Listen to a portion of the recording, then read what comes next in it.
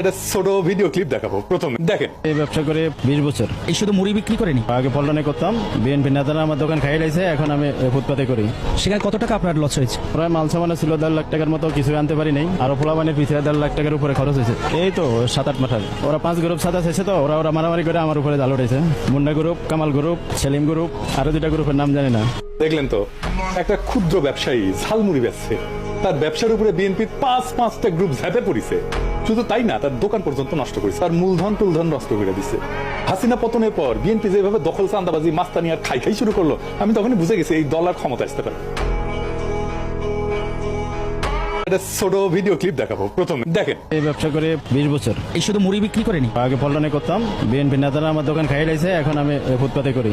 সেখানে কত টাকা আপনার লস হয়েছে? প্রায় মাল সামানে ছিল 1.5 লাখ টাকার মতো, কিছু আনতে পারি নাই। আরো পোলাবানের পিছিয়ে 1.5 লাখ টাকার উপরে খরচ হয়েছে। এই তো 7-8 মাস আগে ওরা 5 গ্রুপ সাদা শেষে, তো ওরা ওরা মারামারি করে আমার উপরে জাল উঠেছে। Munda group, Kamal group, Selim group, আরো 2টা গ্রুপের নাম জানি না। দেখলেন তো, একটা ক্ষুদ্র ব্যবসায়ী ঝালমুড়ি বেচছে, তার ব্যবসার উপরে বিএনপির 5-5টা গ্রুপ ঝাঁপে পড়িছে। শুধু তাই না, তার দোকান পর্যন্ত নষ্ট করেছে, তার মূলধন টুলধন নষ্ট করে দিচ্ছে। হাসিনা পতনের পর বিএনপি যেভাবে দখল চান্দাবাজি মাস্তানি আর খাই শুরু করলো, আমি তখনই বুঝে গেছি এই দল আর ক্ষমতা আসতে পারে।